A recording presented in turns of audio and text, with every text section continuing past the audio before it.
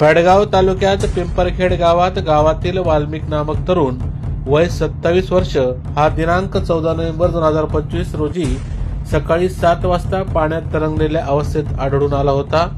त्या कामी चौकशी सुरू असतानाच तोच आज दिनांक 16 नोव्हेंबर 2025 रोजी नारायण नामक तरुण त्याच ठिकाणी पाण्यात तरंगलेल्या अवस्थेत आढळून आल्याने पिंपरखेड गावात या घटनेने एकच खळबळ उडाली आहे।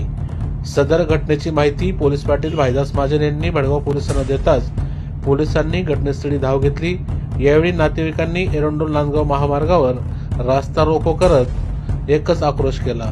यावेळी अप्पर पोलीस अधीक्षक चाळीसगाव कविता नेरकर, पोलीस उपअधीक्षक पाचोरा बापू रोहम, पोलीस निरीक्षक महेश शर्मा, कासुदा पोलीस निरीक्षक निलेश राजपूत यांनी नातेवाईकांना समजावत फॉरेन्सिक टीमचे पाचारण करण्यात आले।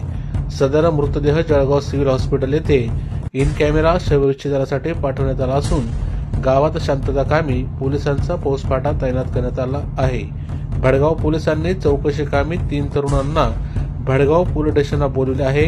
या सदर घटनेच्या ठिकाणी भडगाव पोलीस निरीक्षक महेश शर्मा, पोलीस उपनिरीक्षक Sushil Sorne, police head constable Dnyaneshwar Patil, police Naik Manohar Patil, Mangalsing Gaikwad, police constable Pravin Pardeshi, Mahendra Chavan, Panchashila Nikam, Soni Sakpale, Shamina Pathan आदी उपस्थित होते। या घटनेचा तपास स्वतः भडगाव पोलीस स्टेशनचे पोलीस निरीक्षक महेश शर्मा हे करीत आहेत। आमच्या चॅनलला लाईक करा, सबस्क्राईब करा, बेल आयकॉनवर क्लिक करा आणि हो शेअर करायला विसरू नका।